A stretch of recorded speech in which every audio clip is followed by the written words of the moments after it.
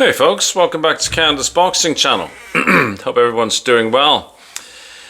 Very beautiful sunny day outside. I was just out walking the dogs and catching up on some boxing news and what people are reporting and whatnot. And I came across an interesting story.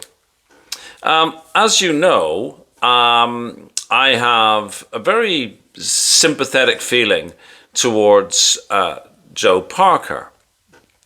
I'm one of those group of people that feels as though Parker is owed something by Daniel Dubois. And I don't mean legally owed, I just mean some sort of moral obligation. I also feel that Frank Warren, on its face, seems to sort of favor one fighter over another.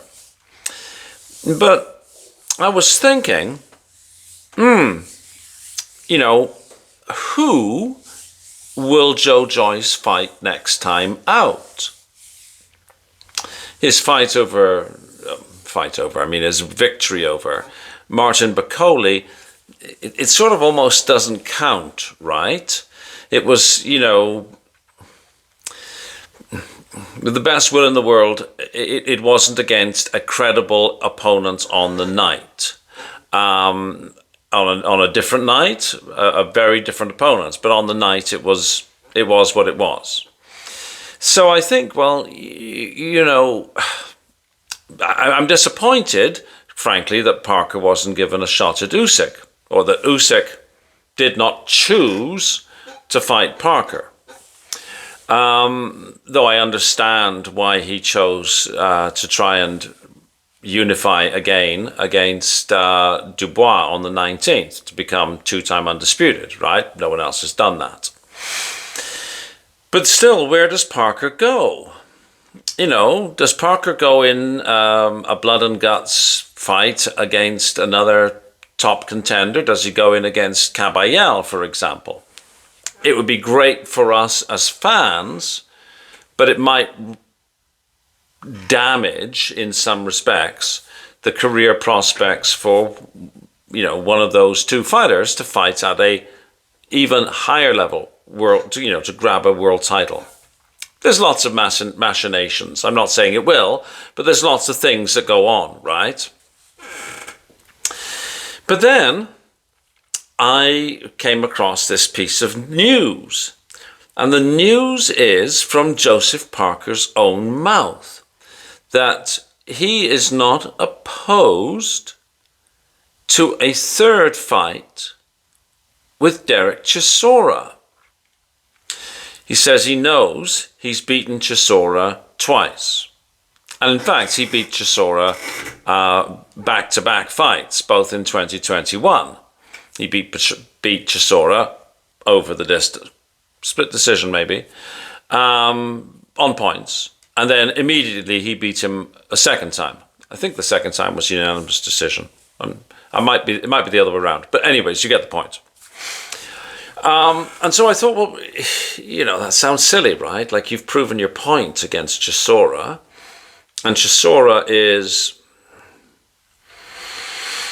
he's having an Indian summer, having recently gotten wins over Wallin, who arguably didn't really come to fight, and Joe Joyce.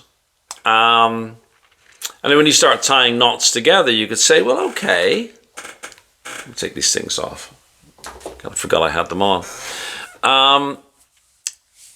Okay, well, Chisora beat Joyce, albeit a diminished Joyce, but a diminished Chisora beat a diminished Joyce.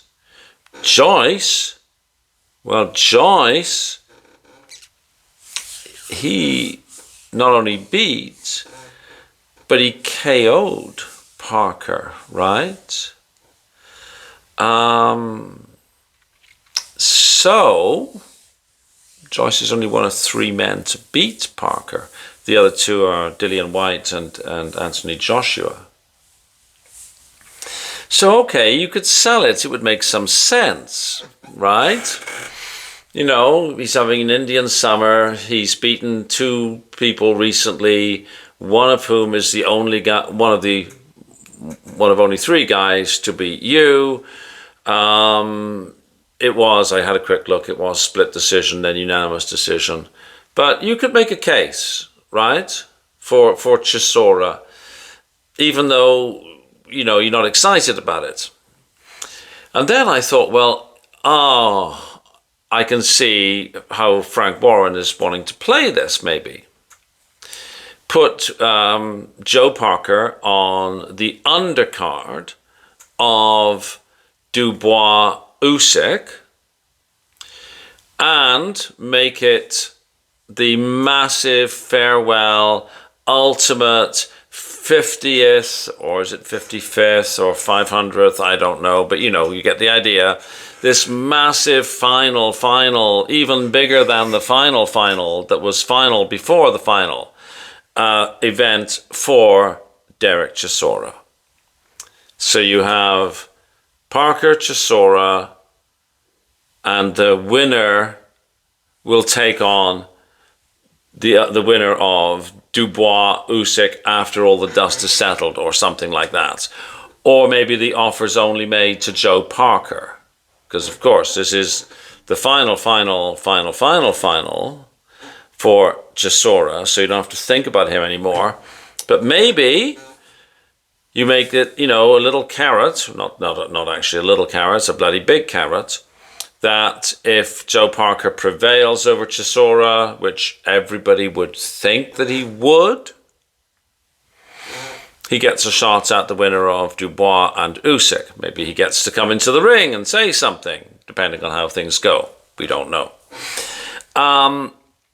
Chisora, win or lose or draw, the deal with him is, look, buddy, you get Wembley Stadium. You're on the undercard of an undisputed heavyweight championship of the world. We've done everything for you. You get a massive farewell check. So don't be asking anymore. Win, lose, or draw.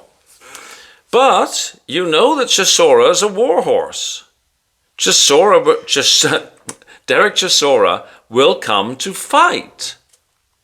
He won't come just to take a check. He will come to fight.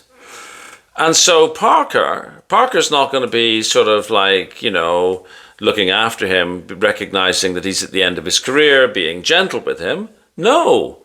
Parker's going to want to demonstrate, look, I'm next in line for the winner of those guys. And so it would be a bloody good fight. I would think it would be almost prohibitive odds. Parker would be such an overwhelming favourite. But still, it's a big farewell for Chisora. For some reason, I'm just, messing his name up. And if Derek, maybe I'm better saying Derek, if Derek was to win, well, what an incredible way to go out. So, as nutty as it first sounded, I can see how it could all play. Let me know. What do you think? Do you think it would be a really crappy fight and just a beatdown? Do you think there's no way on the planet that Chisora deserves this? Remember, this isn't though really about deserving. This is about making money. And I think a lot of casual people might, absolutely buy that pay-per-view because of name recognition as well as, Dubois, Usyk, undisputed. I mean, I don't know. He's an odd duck, right? He sells and he makes things entertaining. So, and then, do you think he could conceivably win? Wouldn't that be an upset? Wouldn't that be a shocker? So, anyways, let me know what you think in the comment section. Please like, please share, please subscribe, and I will talk to you on the next video. Have a fabulous day. Thanks for watching.